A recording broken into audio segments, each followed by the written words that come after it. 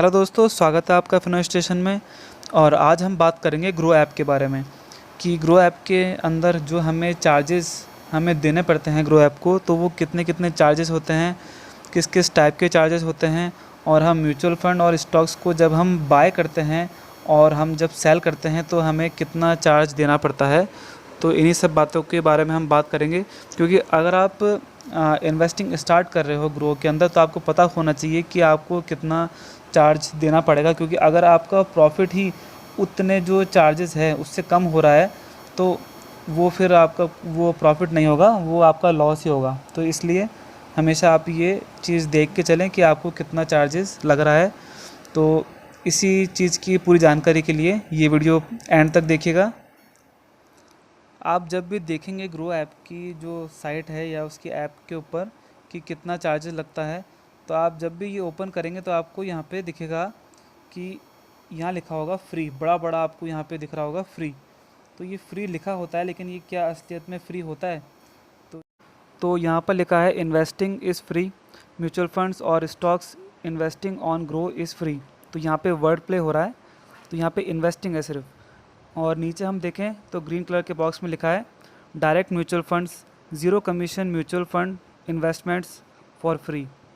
और उसके नीचे लिखा है stocks investing, zero charges on all equity delivery investments. Investing और डायरेक्ट म्यूचुअल फंड ये फ्री है। तो यहाँ पे लिखा है डायरेक्ट, तो जब ये डायरेक्ट होगा म्यूचुअल फंड तभी फ्री है, और स्टॉक्स के अंदर इन्वेस्टमेंट करेंगे तो ही फ्री है। रिडीम करने पे आपके चार्जेस लगेंगे, लेकिन इन्वेस्टिंग फ्री है। सिर्फ आप उसमें जब पैसा आप इसमें डालेंगे तब कोई चार्जेस लगेगा नहीं, लेकिन जब आप निकालेंगे तो आपके पैसे लगेंगे। तो हम और देखते हैं आगे। तो म्यूचुअल फंड के सेक्शन में यहाँ पे लिखा है ट्रांजैक्शन चार्जेस ज़ीरो, तो आपका कोई ट्रांजैक्शन चार्ज लगेगा नहीं। और म्यूचुअल फंड की अगर हम बात करें तो आपको उसमें एक वर्ड देखना चाहिए जो होता है डायरेक्ट। कोई भी म्यूचुअल फंड हो तो उसके नाम के आगे अगर डायरेक्ट लिखा है तो इसका मतलब एएमसी और आपके बीच में कोई बीच में ब्रोकर नहीं है, और अगर ब्रोकर नहीं है तो उसका कोई कमीशन भी नहीं होता। तो इसलिए आपके पैसे बहुत बच जाते हैं उसके अंदर। लॉन्ग टर्म के लिए आपको अच्छा फ़ायदा होता है, क्योंकि वो होता तो कुछ परसेंट का ही होता है, लेकिन बाद में जाके आपको लॉन्ग टर्म में उसका बहुत अच्छा बेनिफिट मिलता है। ये चीज़ आपको ग्रो ही नहीं, आप किसी भी प्लेटफॉर्म से जब आप म्यूचुअल फंड खरीदते हैं तो आपको वहाँ पे ये चीज़ देखनी चाहिए डायरेक्ट लिखा हो। और जो ट्रांजैक्शन चार्जेस हैं, तो ट्रांजैक्शन चार्जेस कुछ ऐसे प्लेटफॉर्म है जहाँ पे आपको देने पड़ते हैं, जैसे कुबेरा है शायद, तो वहाँ पे आपको यूपीआई का ऑप्शन नहीं मिलता। वहाँ पे आपको एनईएफटी या फिर नेट बैंकिंग का ऑप्शन मिलता है। तो वहाँ पे आपके जब भी आप इन्वेस्ट करते हैं तो आपके चार्जेस कटते हैं, कुछ ना कुछ आपको बैंक की तरफ से जो चार्ज होता है वो आपको देना पड़ता है। और यहाँ पे यूपीआई का है तो वो फ्री है। तो यहाँ पे इन्वेस्टिंग इन और रिडीमिंग, आप चाहे से पैसे डालें या निकालें वो आपको फ्री होगा। तो no charges for investing in और रिडीमिंग फ्रॉम म्यूचुअल फंड्स। तो म्यूचुअल फंड तो यहाँ पे फ्री है, लेकिन आप बस डायरेक्ट वर्ड देखकर ही इन्वेस्ट करें। तो अब बात करते हैं स्टॉक्स की। ये हैं हम स्टॉक्स के सेक्शन में। तो यहाँ पर दिख रहा है कि बाय स्टॉक्स ज़ीरो, तो बाय करने पे ज़ीरो है। तो no charges for buying stocks any quantity. तो आप जब भी बाय करेंगे तो एनी क्वांटिटी मतलब आप 10 लो या 100 शेयर लो या 1000 या फिर 1200, कितने भी आप लो शेयर, तो वो आपको बाइंग करने पे कोई चार्जेस नहीं कटेगा। लेकिन याद रखें कि ये डिलीवरी के लिए है, कि आप डिलीवरी के अंदर जब भी आप लेंगे और आप लेके स्टॉक को रखेंगे एक से ज़्यादा दिन के लिए, अगर आप रखते हैं आपके डीमैट अकाउंट में, तो आपके उसमें चार्ज नहीं कटता। तो बाइंग यहाँ पे फ्री है। और जब आप सेल करते हैं तो यहाँ पे ये लिखा है 0.01% of order value for intraday. तो ये सिर्फ इंट्राडे के लिए है। और यहाँ पे एक आपका जो ट्रेड होता है तो उसके लिए आपके 20 रुपये या फिर 0.01% कटता है। जो भी कम होता है उतना आपके इसमें आपको पे करना पड़ेगा। और लिखा है कि DP charges applicable for selling from demat account. जब भी आप डीमैट से जब भी आप सेल करेंगे तो उसके ऊपर डीपी चार्ज लगते हैं। तो बाइंग आपकी फ्री है, लेकिन आपकी सेलिंग के ऊपर आपके पैसे लगते हैं। तो हम डिटेल से जो भी चार्जेस हैं उन सब के बारे में हम जानते हैं। तो यहाँ पे हम देख रहे हैं ऑल चार्जेस, और इसके अंदर यहाँ हम देखते हैं तो यहाँ लिखा है इक्विटी डिलीवरी। तो अगर हम डिलीवरी में लेते हैं स्टॉक्स, या मतलब हम एक दिन से ज़्यादा के लिए अगर हम लेते हैं कोई भी स्टॉक हमारे डीमैट में आता है, तो उसके लिए जो चार्जेस कटता है, तो यहाँ पे लिखा है कि charged by broker on buy orders when equity is delivered in demat account. जब आपके डीमैट अकाउंट के अंदर कोई भी स्टॉक आता है, कोई भी इक्विटी आती है बाय करने पे, तो उसके ऊपर जो चार्ज लगता है उसे बोलते हैं इक्विटी डिलीवरी चार्ज। और वो कितना होता है, तो वो यहाँ पे लिखा है ज़ीरो। ग्रो के ऊपर वो है ज़ीरो। तो बाय करने के ऊपर कोई चार्जेस लगता नहीं है डिलीवरी में। तो ये हुई डिलीवरी की बात। अब आते हैं इंट्राडे के अंदर। अगर हम इंट्राडे के अंदर करते हैं, या हम एक ही दिन, मतलब अगर हमने एक ही दिन के अंदर ख़रीद के और हमने बेच दिया, तो उसके ऊपर कितना चार्जेस लगता है। तो यहाँ लिखा है charge by broker if you buy and sell on the same day. अगर आप एक ही दिन में बाय और सेल करते हो तो उसके ऊपर चार्ज जो लगता है, तो यहाँ पे शायद ये गलत लिखा हुआ है, मिनिमम नहीं, यहाँ पे मैक्सिमम होगा।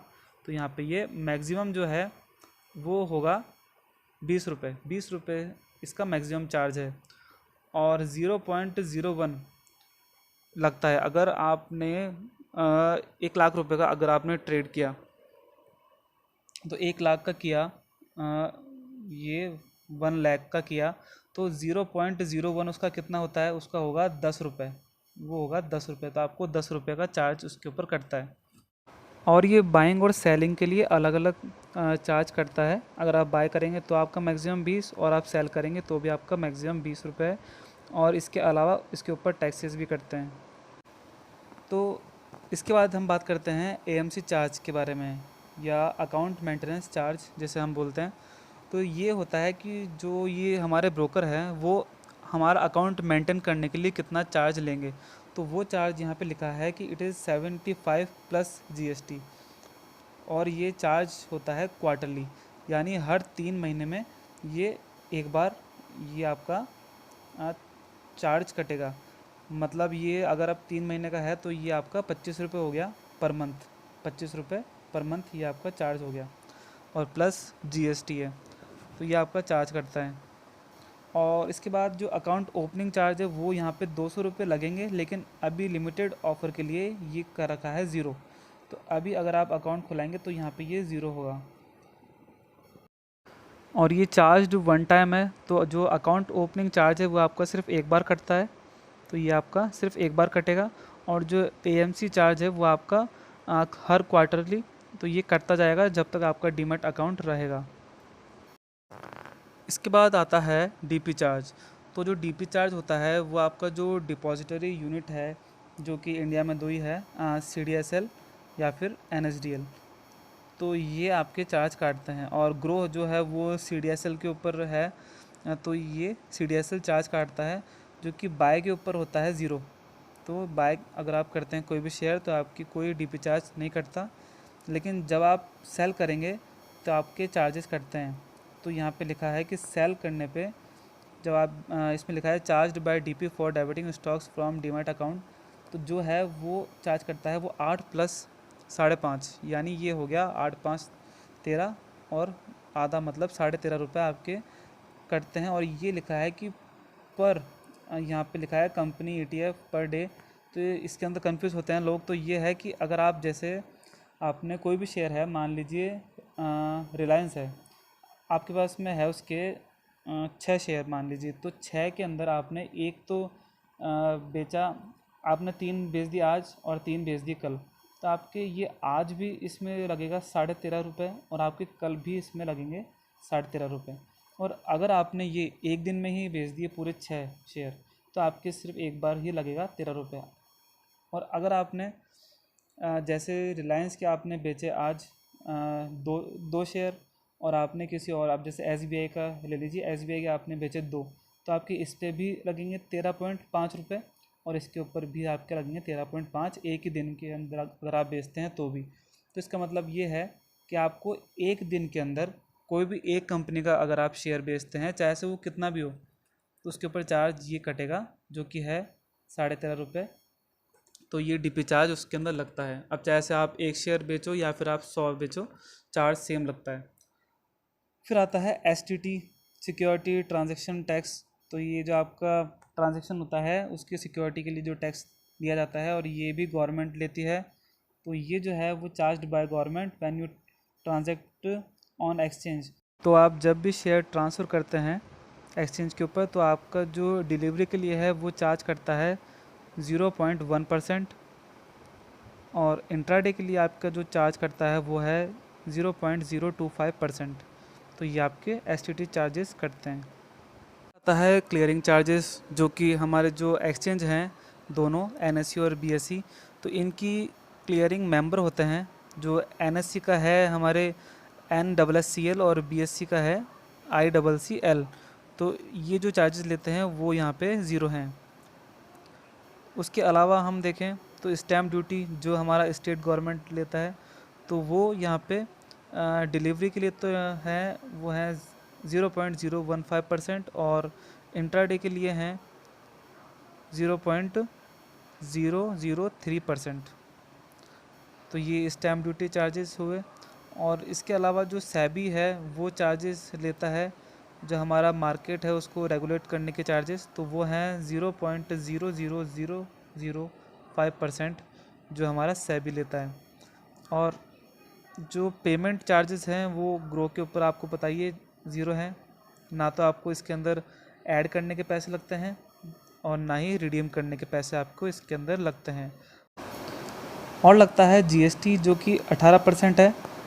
जहाँ भी एप्लीकेबल होगा, जहाँ भी लगना होगा, वो 18% आपका जीएसटी लगेगा। और इसके अलावा एक्स्ट्रा चार्जेस जो कि अगर हम कुछ एक्स्ट्रा फैसिलिटी अगर हम लेते हैं तो उसके लगते हैं, जैसे डीमैट रीमैट कराते हैं, मतलब हमारे जो फिज़िकल शेयर को अगर हम इलेक्ट्रॉनिक फॉर्म में कराते हैं तो वो डीमैट, और इसका उल्टा अगर हम इलेक्ट्रॉनिक फॉर्म से जो हमारे फ़िज़िकल फॉर्म में कराते हैं तो रीमैट, उसका चार्जेस है 150 रुपये प्लस कुरियर। और कोई जो डीमैट ट्रांजैक्शन फेल होता है तो उसके 50 रुपये पर ट्रेड, और ऑफ मार्केट ट्रांजैक्शन तो उसका है 5.5 प्लस जीएसटी। और जो हम प्लेज रखते हैं कोई डीमैट हमारी होल्डिंग, तो उसके लिए 20 रुपये प्लस 12 रुपये पर रिक्वेस्ट, और प्लेज इन्वोकेशन के 20 रुपये। और अगर हम हमारा स्टेटमेंट मंगाते हैं तो वो ईमेल के थ्रू तो फ्री में आता है, और अगर हम फिज़िकल फॉर्म में मंगाना चाहते हैं तो उसके लिए 100 रुपये पर रिक्वेस्ट, और उसके अलावा जो हर पेज का 10 रुपये और प्लस कुरियर चार्ज। और जो अकाउंट मॉडिफिकेशन रिक्वेस्ट है तो वो 50 रुपये है। और अगर हम कुछ अपलोड या फिर डाउनलोड करना चाहते हैं केवाईसी हमारे या कुछ भी, तो उसके लिए आपकी चार्ज लगेगा वो है 50 रुपये। और इसके अलावा डिलीवरी इंस्ट्रक्शन स्लिप, तो उसकी 10 कॉपी, तो जो 10 स्लिप है वो तो आपको फ्री मिलती है। और उसके अलावा अगर हम मंगाते हैं तो उसके लिए आपको एडिशनल 100 रुपये प्लस कुरियर चार्ज देना पड़ता है।